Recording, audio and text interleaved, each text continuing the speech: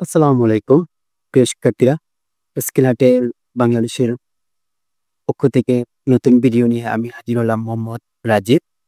তো দ্বিতীয় অধ্যায়ের ধারাবাহিক পর্বে আজকের পর্বে আমরা আলোচনা করব পাঠ ৯ নিয়ে এবং এই পাঠে যে বর্ণীয় বীজনী আছে এগুলা নিয়ে আমরা আলোচনা করব।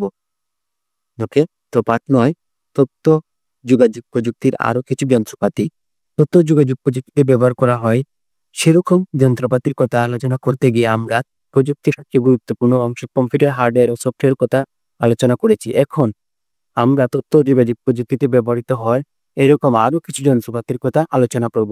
ল্যান্ডফোন এবং মোবাইল ফোন, এটা একটা তো এক সময় ফোনে কথাবার্তা এক জায়গা থেকে অন্য জায়গায় পাঠানোর জন্য বৈদ্যুতিক তার ব্যবহার করা হতো এবং তারের ভেতর দিয়ে আমাদের কথাবার্তাগুলো বৈদ্যুতিক সংকেত হিসেবে আসা যাওয়া করতো।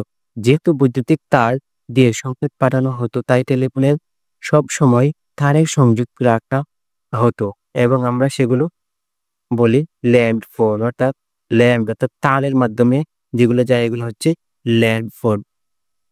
প্রযুক্তির উন্নতি হওয়ার কারণে আমরা ইচ্ছা করলে তার দিয়ে না পাঠিয়ে বেতার বা ওয়্যারলেস, এই যে ওয়্যার তো তার আর ওয়্যারলেস তো হচ্ছে বেতার, তো তার দিয়ে সংকেত পাঠাতে পারি। যেহেতু তারের সাথে এই ফোনের সংযোগ রাখার প্রয়োজন নেই তাই আমরা ইচ্ছে করলে এই ফোনগুলো পকেটে নিয়ে ঘুরতে পারি। এই যে আমরা তারের যন্ত্রণা থেকে বেঁচে গেলাম। ওকে, সেজন্য এই ফোনকে আমরা বলি মোবাইল, অর্থাৎ মোবাইল তো কি ভ্রাম্যমান, অর্থাৎ যে কোনো জায়গায় নিয়ে যাওয়া যায় পকেটে করে। এই ফোনের দাম অনেক কমে এসেছে তাই দেশের সাধারণ মানুষেরা এখন এটা ব্যবহার করতে পারি। আমার মনে আছে আমি যখন 2015-তে এসএসসি দেই তখন আমার অ্যান্ড্রয়েড ফোন ছিল না। তখন পরীক্ষা দিয়েই ফ্যামিলিতে বললাম আমার ফোন লাগবে। তারপর তখন বাবা তো না করছে, বাবা দেয় নাই। তারপর 2 বড় বোন এবং আমার কাছে ছিল এটা দিয়ে একটা অ্যান্ড্রয়েড ফোন কিনি। তো এটাই ছিল আমার প্রথম অ্যান্ড্রয়েড ফোন। আমার 2 বোন প্লাস আমার কিছু টাকা ছিল, এটা দিয়ে আমি একটা অ্যান্ড্রয়েড ফোন কিনো। ওকে, তো তোমাদের এরকম মজা ইন্টারেস্টিং গল্প আছে কিনা কমেন্টে চাইলে জানাতে পারো, কারণ সবাই এই যখন অ্যান্ড্রয়েড পড়লে এটা স্মৃতি হিসেবে থাকে। এটা আমার স্মৃতি হিসেবে ছিল। শুধু যে মোবাইল করতে পারি। ওকে, তো দেন কি বলছে এই যে এখানে একটা মোবাইল ফোন, এটা হচ্ছে মডেম। মডেম মাধ্যমে আগেকার মানুষের সবাই কি করতো, মডেম ইউজ করতো। একটা সিমে এমবি ঢুকাইতো, তারপর এই সিমটা কি করতো এই মডেমে ঢুকাইয়া এই কি করতো নেটওয়ার্ক ইউজ করতো।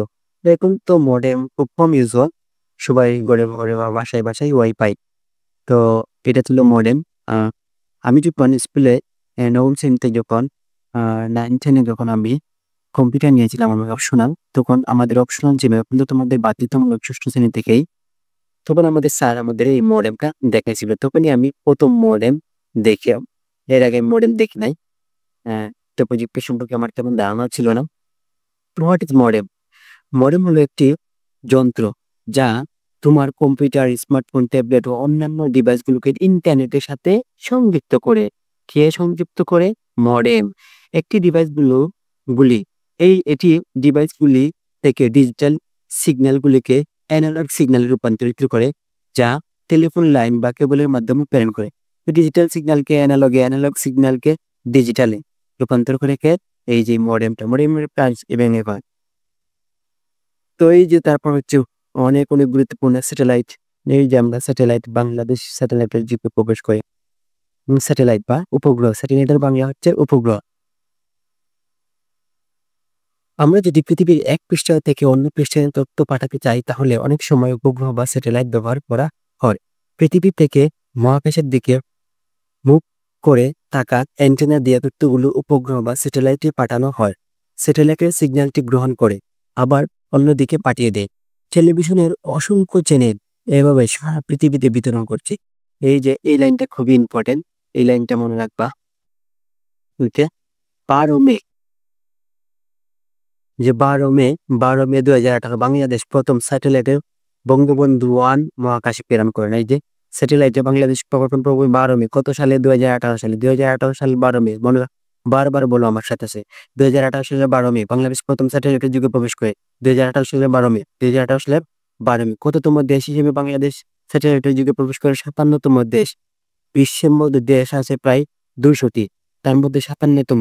মানে আমরা অনেক আগে স্যাটেলাইট এই যুগে প্রবেশ করেছি। যদিও 57তম, কিন্তু প্রবেশ তো করতে পারছি।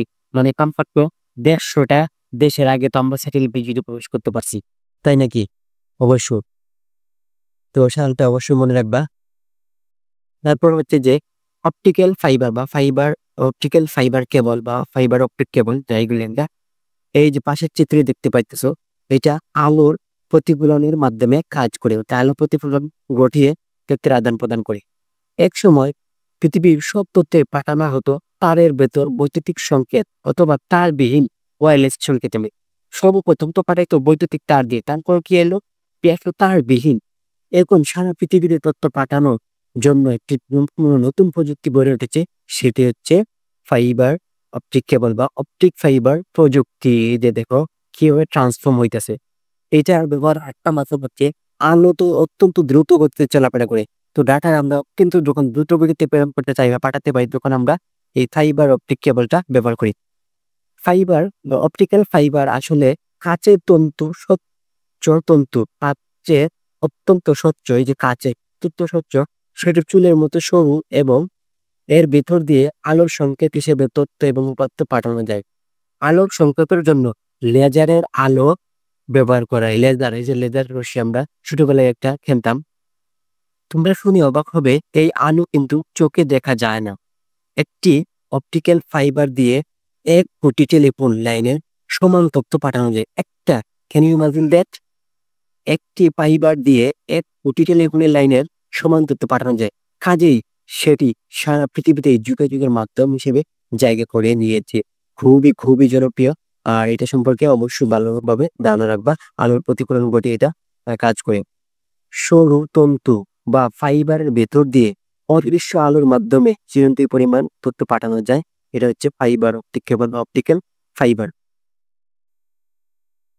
তো এতে নতুন শব্দ হচ্ছে modern satellite antenna, optical fibre, laser, Bangabandhu satellite 1, এগুলো সম্পর্কে আমরা একটু।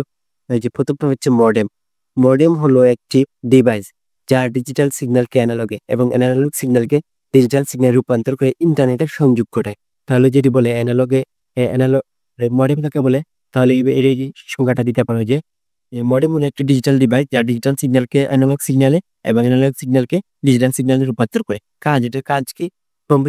কম্পিউটার বা রাউটারকে ইন্টারনেটের সাথে যুক্ত করা, পোর্ট লাইন বা কেবল লাইনের মাধ্যমে ইন্টারনেটের ব্যবহার সম্ভব হয়।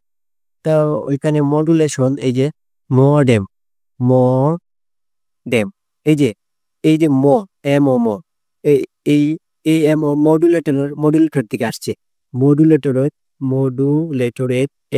এই মডুলেটরের এম ও, আর ডি মডুলেটরের হচ্ছে এই যে ডি ইএম, এই যে ডি ইএম। তো এখান থেকে দুইটা, এখান থেকে তিনটা মডুলেটর এবং ডি মডুলেটর মিলে কি হয়েছে? মডেম হয়েছে। এই যে মডেম এই এম ও দ্বারা কি এই মডুলেটর, আর ডিইএম ড্যাম হচ্ছে ডিমোডুলেটর।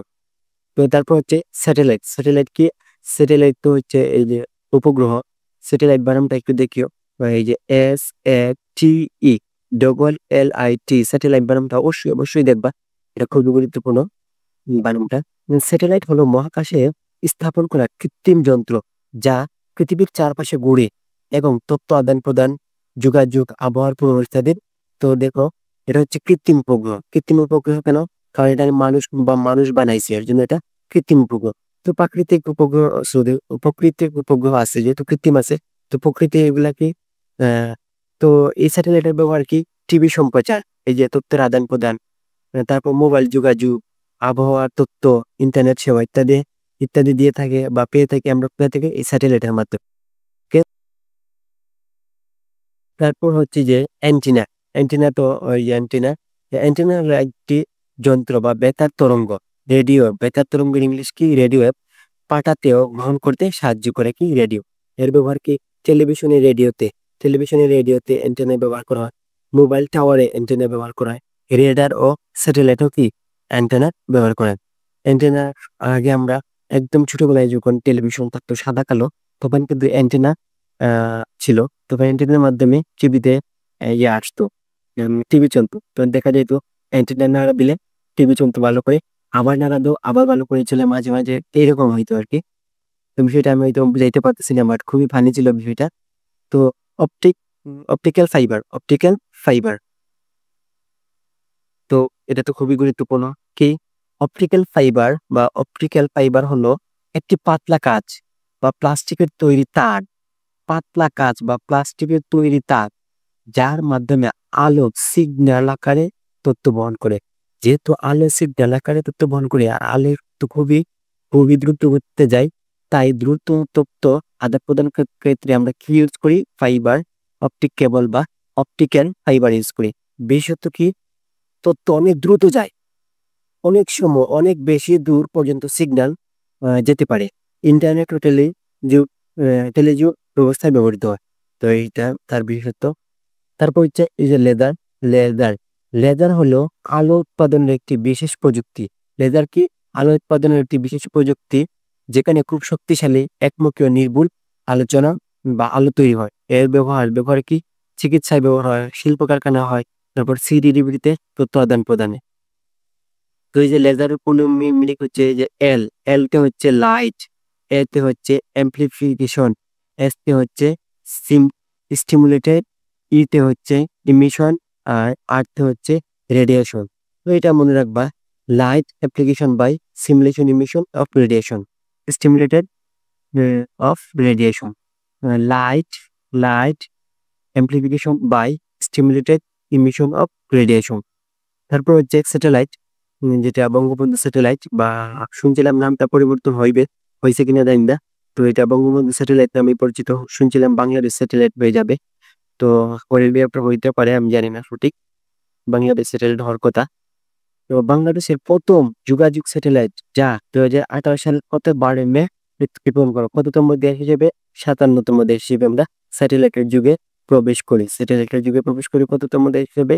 57তম দেশ হিসেবে। তো উদ্দেশ্য ও ব্যবহার কি? বাংলাদেশের টিভি চ্যানেল সম্প্রচারের সহায়তা। এই যে অনেক টিভি চ্যানেল আছে যেগুলা এখান থেকে তথ্য নিয়ে থাকে। এই দুর্যোগকালে যোগাযোগ ব্যবস্থা, তো এই যে দুর্যোগ হবে কিনা হবে না, বৃষ্টি বা কালবৈশাখী ঝড়, এগুলা তথ্য আমরা টেলিভিশন স্যাটেলাইট থেকে পেয়ে থাকি।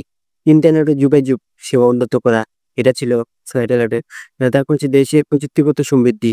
ওকে, স্থান মহাকাশে 119.1 ডিগ্রি পূর্বে দ্রাঘিমায় জিও স্টেশন এই কক্ষপথে অবস্থান করে। কি অবস্থান করে? এই যে স্যাটেলাইট।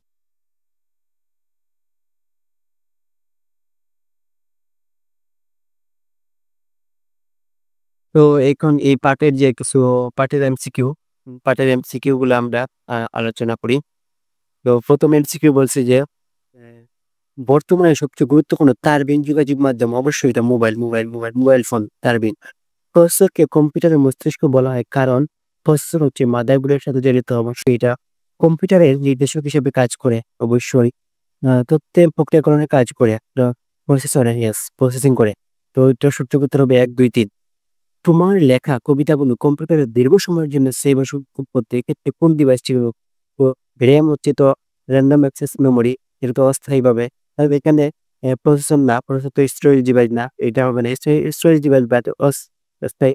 তো পেন ড্রাইভ আর হার্ড ডিস্ক, এই দুইটা হচ্ছে। তো অবশ্যই তোমরা কি দিবা? হার্ড ডিস্ক দিবা, কারণ যেটা কম্পিউটারের সাথে সরাসরি সম্পর্কিত। পেন ড্রাইভ দিবা। ওকে, পেন ড্রাইভ কিন্তু স্টোরেজ ডিভাইস এবং সংরক্ষণ করা যায়। তো একই সাথে ইনপুট এবং আউটপুট ডিভাইস কোনটি? এটা হচ্ছে টাচ স্ক্রিন, এটা বলছিলাম। অপারেটিং সিস্টেমের প্রধান কাজ হচ্ছে তো ইনপুট আউটপুট অপারেশন করা, প্রোগ্রাম পরিচালনার পরিবেশ সৃষ্টি করা। অবশ্যই প্রোগ্রাম পরিচালনা পরিবেশ সৃষ্টি করা, এটা হচ্ছে অপারেটিং সিস্টেমের প্রধান কাজ। তারপর হচ্ছে টার্গেট পাইক গেল। এখন একটা উত্তর দিছে আলোকে এবং 7 নং কোশ্চেন তার দিতে হবে। হাসান সাহেব তার নাতি নাতনিদের সাথে বিজ্ঞাপনের বিভিন্ন আবিষ্কার নিয়ে গল্প করছিলেন। তিনি বলেন, এখন একই যন্ত্রের সাহায্যে মজাও দেখা যায়, শোনা যায়, এমনকি রেকর্ড করে পরেও তা উপভোগ করা যায়। কোনো খবর যে কোনো সময় যে কোনো জায়গায় পৌঁছানো কত সহজ হয়ে গেছে। অথচ এমন একদিন ছিল এগুলো কিছুই ছিল না। জরুরি অনেক খবর পেতে মাস লেগে যেত। তো প্রশ্ন 6, হাসান সাহেবের সাহেবের গল্পে বিজ্ঞাপনের যে উন্নয়নের দিকটি গুরুত্ব দেওয়া হয়েছে তা হলো স্যাটেলাইট টেলিভিশনের প্রথমত স্যাটেলাইট টেলিভিশন উন্নয়ন, ডাক যোগাযোগ ব্যবস্থার উন্নয়ন, তথ্য ও যোগাযোগ প্রযুক্তির বিকাশ। তো এটা হবে এই যে একতীত, এটা হবে একতীত। ডাক যোগাযোগ ব্যবস্থার উন্নয়ন এটা হবে না, তো সঠিক উত্তর হবে একতীত। তারপরে যে 7 নম্বর কি বলছে, হাসান সাহেব যে কোনো খবর যে কোনো সময় যে কোনো স্থানে দ্রুত পাঠাতে কোন মাধ্যম ব্যবহার করেন? এটা হবে মোবাইল ফোন মাধ্যম যেহেতু বলছে, তো এটা হবে অবশ্যই মোবাইল ফোন হবে। কি ব্যবহার করে? ইন্টারনেট ব্যবহার করে। তো কোন মাধ্যম ব্যবহার করে ইন্টারনেট দিতে পারো? মোবাইল ফোন দিয়ে ইন্টারনেটের মাধ্যমে তাই তিনি কি করেন? পাঠাতে পারেন। এক স্থান থেকে অন্য স্থানে দ্রুত পাঠাতে পারেন। তো সঠিক উত্তর অবশ্যই মোবাইল ফোন। তো পৃথিবীর এক পৃষ্ঠে থেকে অপর পৃষ্ঠে তথ্য পাঠানোর কাজে ব্যবহৃত প্রযুক্তি হচ্ছে, পৃথিবীর এক পৃষ্ঠ থেকে অপর পৃষ্ঠে তথ্য পাঠানোর কাজে ব্যবহৃত প্রযুক্তি হচ্ছে, তো এটার সঠিক উত্তর হবে পৃথিবীর এক পৃষ্ঠ থেকে অপর পৃষ্ঠে তথ্য পাঠানোর জন্য আমরা কি ব্যবহার করে থাকি? এই যে মোবাইল ফোন। তো এই তো ছিল দ্বিতীয় অধ্যায় নিয়ে আমাদের মোট আলোচনা। তো আগামী পর্বে আমরা আলোচনা করবো এই অধ্যায়ে গুরুত্বপূর্ণ কিছু প্রশ্নোত্তর, বহন রচনী এবং পাঠে গুরুত্বপূর্ণ অংশ নিয়ে। তো শেষ পর্ব দেখার আমন্ত্রণ রইল। ততক্ষণ পর্যন্ত সবাই ভালো থাকো, সুস্থ থাকো এবং ভিডিওটি ভালো লাগলে লাইক এবং সাবস্ক্রাইব করে স্কিলার পর্যন্ত সাথে থাকো। আসসালামু আলাইকুম।